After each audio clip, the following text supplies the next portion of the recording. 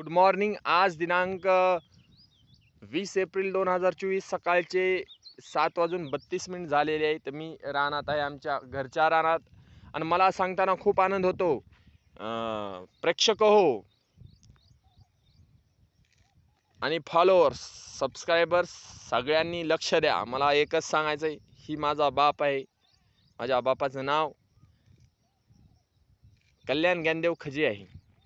आता हे जी काय प्रक्रिया करत आहेत त्याच्याबद्दल मला काही दोन शब्द बोलायचे आहेत. व्यवस्थित सांगण्याचा प्रयत्न करतो मी, की जेणेकरून इतरांना बी याबद्दल माहिती व्हावी. ही घरगुती उपाय आहे. ह्या बघा, आता आमच्या इथे ज्वारी आहे. ज्वारीचे एकूण 20 पोते आहेत. आम्हाला 20 पोते ज्वारी झाली आहे. 20 पोते ज्वारी झाली आहे. मग त्या ज्वारीला कीड वगैरे लागू नये किंवा त्याला कोणत्याही म्हणजे संसर्गाची बाधा होऊ नये म्हणून माझे वडील, माझे पिताश्री काय करत आहेत, तर ते पोत्यामध्ये लिंबाचा पाला टाकत आहेत आणि लिंबाचा पाल्यामध्ये ज्वारी टाकून त्याला इन्फेक्शन पासून सुरक्षित ठेवण्यासाठी किडी लागू नये म्हणून लिंबाचा पालाचा वापर करणार आहेत. आणि हीच ती प्रोसेस आहे. आणि ह्या बघा, हे माझे वडील आहेत, शेतकरी आहेत, खूप कष्टाळू आहेत. ह्यांच्याबद्दल जर सांगायचं झालं तर ह्यांचा डेली शेड्यूल एखाद्या डिसिप्लिन्ड शिस्त माणसापेक्षा भारी आहे बरं का. म्हणजे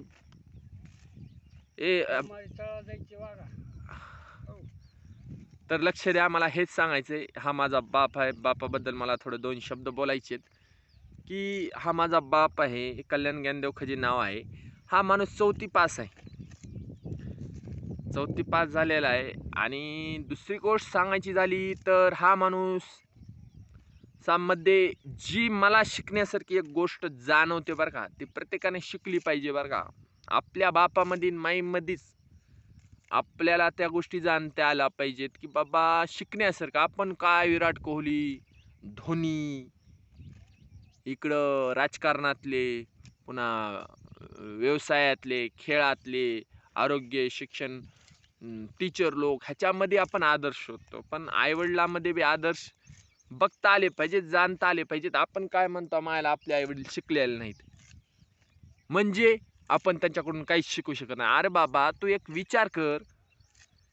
ती माणूस आहे, ती विचार करू शकते. आणि त्यानं झोपेतून उठल्यापासून पुन्हा परत झोपेपर्यंत त्यांचं वागणं कसं आहे, त्यांचं राहणीमान कसं आहे, त्यांच्यामध्ये ती कर्म करण्याची जी चाल असते, जी एक पद्धत असते, ती कशी आहे, ही शिकणं फार गरजेचं आहे. आता मी MPSCचा विद्यार्थी आहे, MPSCची तयारी करतोय. पण माझ्या वडिलांकडून मला एक गोष्ट शिकण्यासारखी फार महत्त्वाची, ती कंटिन्युअसली पहाटे 3 ते 6च्या दरम्यान वयाच्या 10 वर्षापासून उठत आलेले आहेत. वयाच्या 10 वर्षापासून. आज ह्यांचं वय 50-60 असेल. तर मला काय म्हणायचं आहे, ही शिस्त ती काय काय बनविलं जातं. 4 AM क्लब, 5 AM क्लब असं बनविलं जाते का नाही. मग ह्यांना तर कुणी शिकविलं नाही हो. ह्यांच्यात ते उपजत गुण आहे, ॲटोमॅटिक त्यांच्यामध्ये होताच. मग ह्या गोष्टी आपण शिकल्या पाहिजेत आपल्या वडिलांकडून. 4थी पास आहे, पण ह्यांची शिस्त मी सांगतो ना, आता IAS सर्वोच्च पदवी म्हणते, त्याच्यापेक्षा लय भारी. IAS बी काहीच नाही, असा हा माणूस आहे. शिस्त असली, जबरदस्त शिस्त आहे. पहाटे 5ला तर आंघोळ करून, देवपूजा करून रानात शेण काढा येतात. धार वगैरे काढून, जनावरही सांभाळून, बाहेरली जी काय शासकीय कामं असते, समजा शेतीच्या निगडीत किंवा विद्यार्थ्याचं, आता आम्हाला एवढं ताईला शिकवलं, मला शिकवलं, भैयाला शिकवलं, ती स्वतः यांनी केली. म्हणजे शिक्षण इज नॉट अडथळा, नसतंयच अडथळा, कधीच नसतंय. आज माझ्या बापानं तुम्हाला सांगतो, घोलपवाडीला जमीन घेतल्या, लिमगावला घेतल्या, कळसवाडीला घेतल्या. आईनं आणि बापानं मेहनत केली म्हणून हे शक्य झालं. मग आदर्श इथंच आहे हो. तुम्ही बाह्य दुनियेत बघता, इथंच आहे ना, तुमच्या घरीच असतं आदर्श. तसं मला तुम्हाला सांगायचं की तुम्ही तुमच्या जी कुणी असतील आई वडील, ती शेतकरी असतील, ती मजूर असतील, ती लेबर लेबर म्हणजे लेबर म्हणजे मजूरच असते, पण ती कारखान्यामध्ये काम करणारे, इटभट्टीमध्ये काम करणारे, शारीरिक किंवा अंग मेहनतीचे काम करणारे असतील, मेंटली काम करणारे तर वाटते आपल्याला हुशार आहेत आणि त्यांच्याकडून आपण शिकतो डायरेक्ट. पण शारीरिक कष्ट करणाऱ्याकडून बी शिकू शकतो. ऊसतोड करणारे, ऊसतोड कामगार वगैरे जे काय आपल्या एवढे त्यांच्याकडून आपण शिकलं पाहिजे. किंवा बांधकाम करणारे त्यांच्याकडून आपण शिकलं पाहिजे की बाबा ते कसं शिस्त ठेवते. त्यांना एखादी गोष्ट करण्यासाठी आपल्याला साधा एक विद्यार्थी म्हणून किंवा एक तरुण म्हणून आपल्याला एखादी गोष्ट जर करायची असेल तर आपल्याला किती म्हणजे आपण चाळवण्या लावतो, आपण किती टाळतो, बहाणे बनवतो. तर हे ना सरळ करतेत. आणि माझ्या वडिलांकडून मी एक गोष्ट शिकलो की बाबा ह्यांच्या जीवनात असं काहीच नाही, डायरेक्ट काम करतात, डायरेक्ट काम करतात. असं नाही की बाबा उद्या करा परवा करा, काही नाही. खड्डीना करून टाकतात, एकाच वेळी अनेक कामं करून टाकतात, विषय संपला. म्हणजे एकाच वेळी म्हणजे एकाच दिवसात अनेक कामं करू शकतात. पण आपण काय करतो, 10 दिवस 10 कामं करतो, एका दिवसात बी होऊ शकतात. आणि ही माणूस अंगठा बहादर म्हणतात ना, तसंच म्हणायचं. ह्यांना फक्त साईन येत्या, वाचता येत नाही, काही नाही, पण कुठं आडला नाही. मग मला हेच म्हणायचं, शिक्षण ही बहाणा आहे हो. शिक्षण शिका हो, शिका, प्रयत्न करा, पण शिक्षणाशिवाय मी म्हणजे एक मृत शरीर आहे असं समजू नका ना. साक्षात प्रत्येकाचे आई वडील जी निरक्षर आहेत त्यांच्याकडे बघा, त्यानं कसं स्वतःचं विश्व निर्माण केलंय, ती बी प्रामाणिकपणे. नंबर 2चा पैसा नाही किंवा काहीच नाही, शारीरिक अंग मेहनत करून. मग हीच सांगायचं प्रत्येकाला की बाबांनो, आज जर बघितलं तर खूप परिस्थिती गंभीर झाली आहे. आज जर बघितलं ना, बेरोजगारी सर्वात मोठा प्रश्न आहे. आणि जवळपास नाही म्हणलं तरी कितीकडे भारताची लोकसंख्या 144 करोड झाली आहे.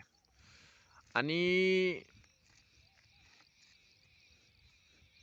तुम्ही सगळेच जर नोकरीच्या मागं लागला तर अवघड होईल. म्हणून मला वाटतंय की तुम्ही विविध स्किल शिका.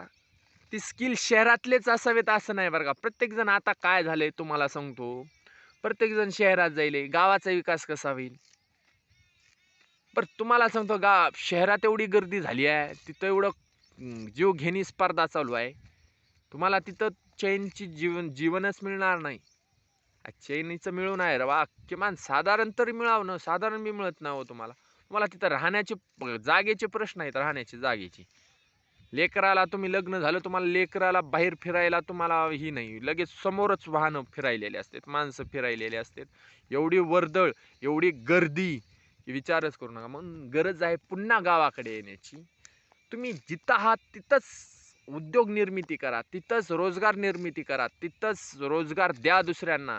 रोजगार निर्माण करणारा बना, दुसऱ्यांना रोजगार द्या. स्वतः म्हणजे मला हेच म्हणायचं की जॉब इज नॉट ऑप्शन.